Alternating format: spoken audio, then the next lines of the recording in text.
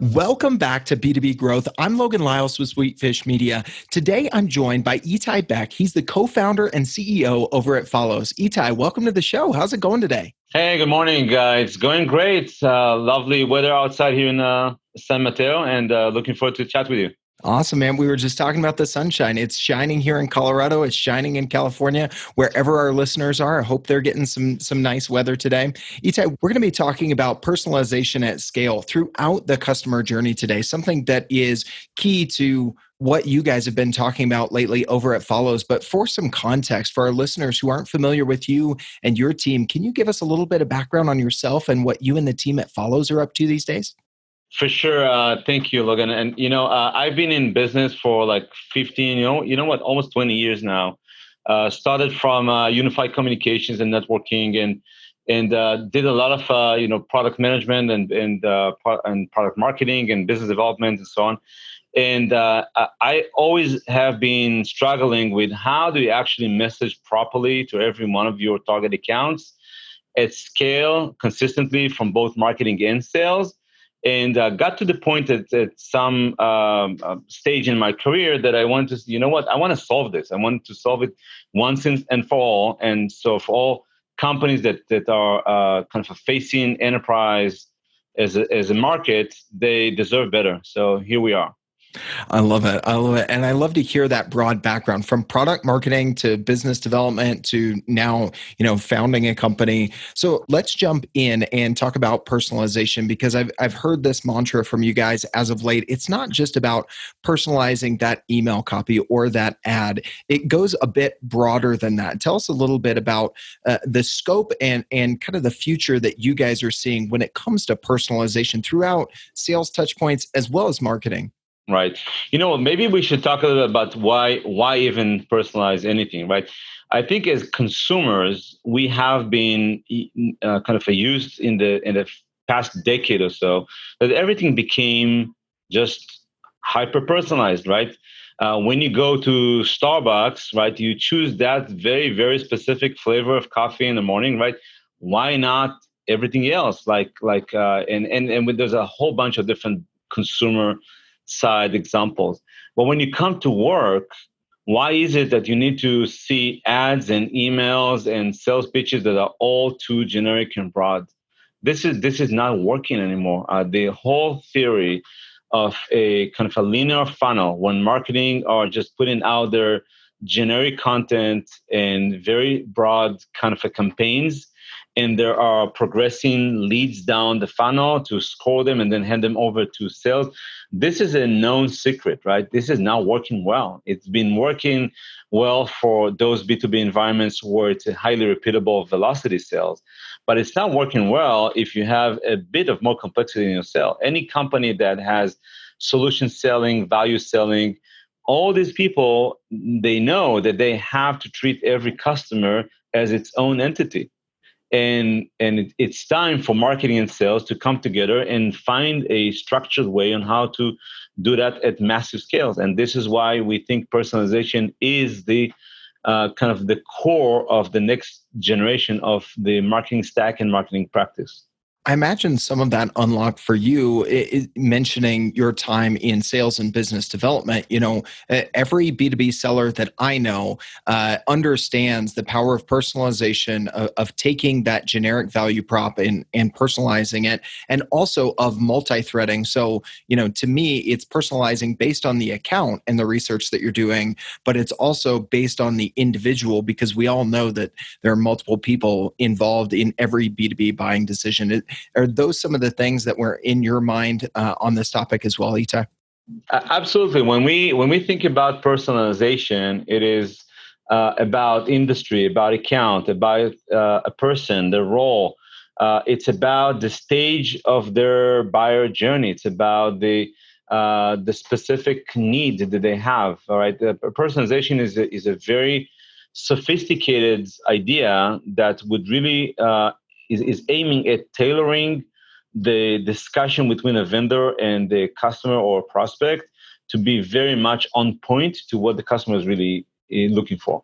Yeah, absolutely. Personalization becomes much more than just those personalization. And for folks just listening to the podcast, can't see my air quotes around, first name, title, company, those sorts of things, those generic LinkedIn messages I'm getting today. So tell us a little bit more, Etai, about where you see some companies taking this in personalizing every touch point and synthesizing kind of all this data from stage in the buyer cycle, persona, seniority level, company size, company industry. I mean, it's a lot to take in, and it seems a little bit daunting, right?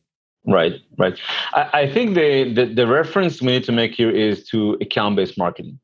Account-based marketing, or ABM, has been the most innovative trend of the last 2-3 years in martech, or in marketing, B2B marketing. Account-based marketing has started many years ago, but recently it was much about kind of ICP and intent signals and audience building, and then providing intent signals to the salespeople. It's all about that kind of a data process. So let's say, and then there were ads on top of it, right? Ads that are aimed at specific accounts. So now you have the data, you have the ICP, you have the intent signals, you have the ability to deliver ads to specific accounts. Is that it? We say it's not, because at the end of that ad, someone is clicking, or at the end of the email, someone is clicking, or if they're getting like something physical in the mail and there is a link to somewhere, someone is going back to some kind of a digital experience online. And is that specific or is that generic? And this is what we call ABX, account-based experiences, is becoming the main kind of a next level of ABM. Is becoming very popular. We have a lot of customers that are doing that. We just did two major case studies, one with Ring Central and one with FireEye at B2BMX last week. And this is becoming a very popular way to go to the market, really making sure that those touch points, when there is a click at the end, it's going into a online experience that is incredibly valuable for the customer. It is very relevant for them. It's very personalized to them. You can gain a lot of relevant analytics back from that, right? You can support your salespeople with all that data, so they really know where to go and when and so on, right? So this is kind of the next step, and this is what we focus on, which is the ABX part of the ABM, if you like. I love the way you put that, ABX, so account-based experience. And that's really about, okay, the marketing has ended, so to speak, but the next stage in that journey has happened because there's a conversion. And looking at how do we personalize there? You mentioned a couple of companies that you guys are working with right now, Etai. Can you tell us a little bit about where they started? Okay, we realize that there is a huge opportunity to make the experience better by personalizing this next step, this critical conversion point. Can you talk a little bit about some of the first steps that they did to figure out how are we going to personalize there? Where are we going to bring the data? How are we going to make this happen? And then I think we'll have a conversation around some of the success metrics that they've been able to achieve, and what did they have on their list of what were they measuring once they went down this path. But I think kind of unpacking a little bit about where they started, and then we can talk about how to measure success a bit. Sure. So I want to say first that the whole idea of conversion is blurring, because it's ABM. It is much about the journey. It's about a nurture kind of emotion that is first building awareness with accounts, and then you start engaging them with sales, and then later on sales take the lead, but then marketing still are in the picture in order to provide air cover, and then they become customers, and you keep that journey. So it's a complete customer lifecycle where marketing are always there. There's no handoff, but rather there's kind of a going together to the market. Mm-hmm. And then there's a question of how do you personalize. You probably do that by tiers, right? That's what we see customers do, right? They would say, hey, we have our top tier of accounts, maybe 5 accounts, 10 accounts, 25 accounts, 50 accounts, depending on how much resources you have to treat each one of them at the top level. And then there's a second and third tiers, and we're going to need to apply different strategies, right? At the very top tier, you may want to do incredibly tailored, customized kind of experiences that are based on what you know about that account from a lot of different kind of sources, right? So, for instance, one of them, you had been doing some discovery, so you know the situation, you know the project they're working on, you know the pain points, you know the whole thing, right? So in that case, you're going to build like a destination with content and messaging that is just built for that. And then when they come to the website, to your website, it pops up and say, hey, there's curated content for you. When they click on an ad, they see the same thing. When it comes communication from sales, they see the same thing. So where do they start? So RingCentral, for instance, they started with 25 accounts. And when they thought about those 25 accounts, they built it under a very programmatic structure of personalization when they were thinking about their accounts, what they need, and their verticals and their product that they can offer to. Really did a very interesting kind of a combination of different dimensions that together built what is it we're going to message to them. So once they had that matrix in front of them, what they did is they codified that into our platform so that every one of their accounts, doesn't matter where they actually get exposed to this from, they will see just their own variant. So 25 accounts, they got off the ground in a matter of a few weeks. And this was a ad campaign, an email campaign, and LinkedIn campaign, and a whole bunch of different channels where they measured how much engagement, online engagement they're getting, and from what kind of a type of personas, right? And the great news, we were all like shocked to see that 90% of the accounts engaged with that messaging with those campaigns. Why? Because they were on point. They were very, very tailored to each one of those accounts. So you know the situation where I give this example a lot. When you're looking for a new car and you put your eye on a BMW, right? All of a sudden you see a lot of BMWs in the freeway, right? So it's the same thing. You have a business problem that you need to solve. In the RingCentral case, I have something to do with unified communication. Maybe I am replacing my unified communications. Maybe I need to do something for my international countries, right? I need to find a service. But there is a unified communications topic. All of a sudden, I start paying attention to stuff like that all around. So someone like RingCentral, if they are catching me with the right message because they know what is the issue that I'm trying to solve, I'm paying attention to that. So my tendency to click as a customer and to read and consume and to learn, much, much higher. My tendency to engage with that vendor and ask for, hey, can I get more help here, is much, much higher. That's why they got 90% of the accounts engaged. And many of them, like the average was like 5 minutes each. That's a lot. The average on a landing on a web page is 10 to 15 seconds. Most people bounce. 5 minutes in average is a lot. So they've seen tons of success by being very, very tailored. So that's how they start. The next level after you have that is how do you actually scale? So I'll pause and see if I answered your question about how you start. For today's growth story, we're talking about Allstate. Allstate offers best-in-class products and services that provide innovative protection and retirement solutions to millions of households nationwide.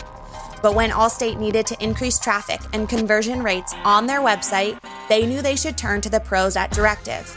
Directive figured out car insurance was a higher volume and higher converting keyword than auto insurance. And after analyzing the competition, Directive helped Allstate craft the perfect on-page copy. Allstate still has great rankings for auto insurance, but now they've also earned the #1 ranking for car insurance, the most important keyword in the industry. So if you want to learn how to drive these kinds of results for your clients, you owe it to yourself to check out Directive's Digital Marketing Course Institute. Step by step, click by click, Institute teaches you all of the skills you need to launch your own successful digital marketing campaigns. Sign up today at directiveconsulting.com/institute and get your first 4 lessons on us. Once again, that's directiveconsulting.com/institute to get 4 free lessons from the pros. All right, let's get back to the show. Well, what I'm hearing you say there, Etai, is you're identifying the folks that are looking for German-engineered automobiles, and then you start putting the BMWs all around them. But as opposed to just waiting for them to kind of spot them, which happens naturally, but you lean into that phenomenon and kind of orchestrate it all around them is what I hear you saying. Because you start with the tiered accounts, you base your amount of personalization based on how many accounts and your resources. Just be practical about it.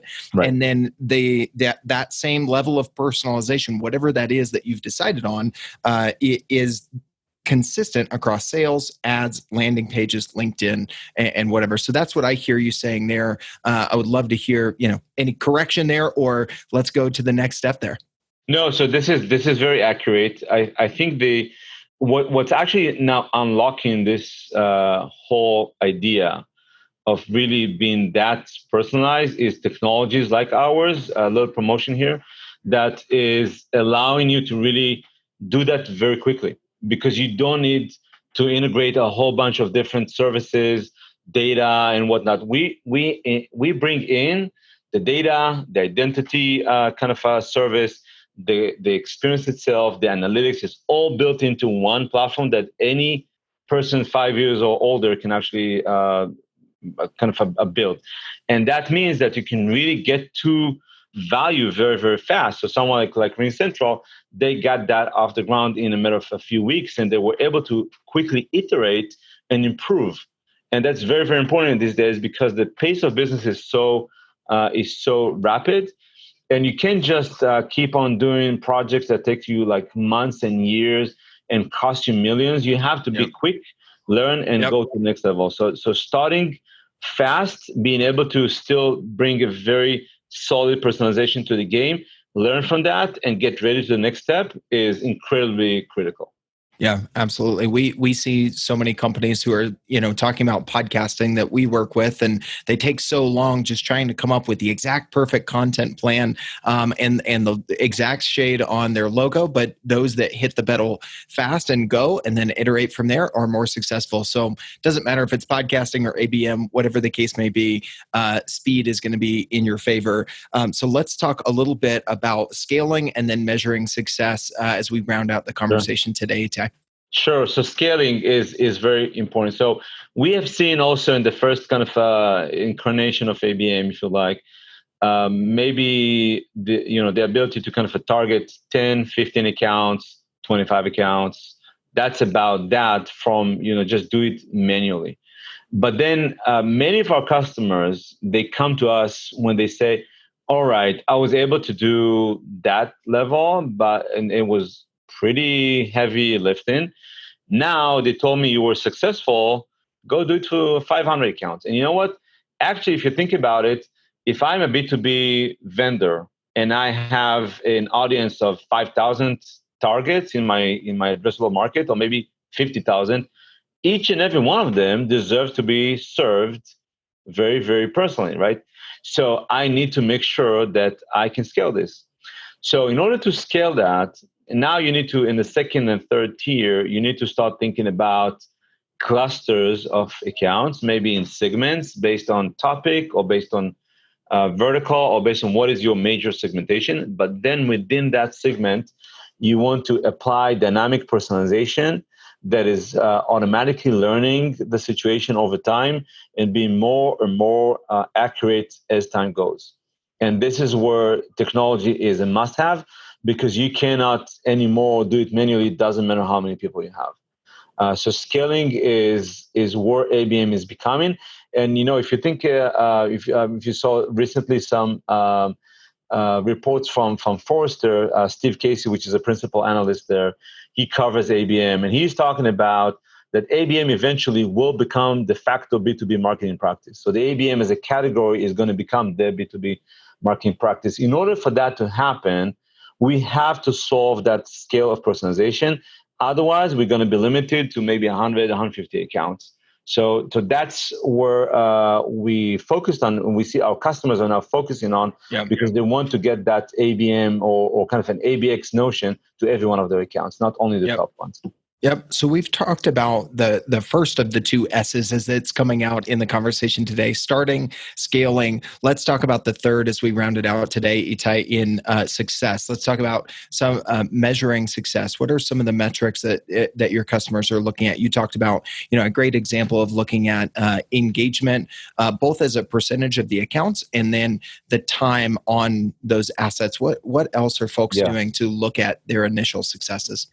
So let's look at it from a point of view of a CMO, and I want to talk about the kind of the death of MQLs or the death of the linear funnel, right? What's happening is that CMOs these days are more minded on revenue, on pipeline, right? They've been challenged by sales for years. They've been challenged by their CEOs for years. And they really have to align with sales and drive results together. And in essence, if you think about that, the work of a good marketing organization is to make sure that sales are most productive and most impactful, right? So it's not about how many MQLs I drove, because sales usually don't necessarily respect them. Many times they don't. But it's about, did I provide sales with all they need in order to go after the right accounts, which are ripe right now to get this message, right? And that's very different from what we've been doing in the past. We have been just doing leads, score them, MQL, here are leads, here's the playbook, here's the content, go have fun.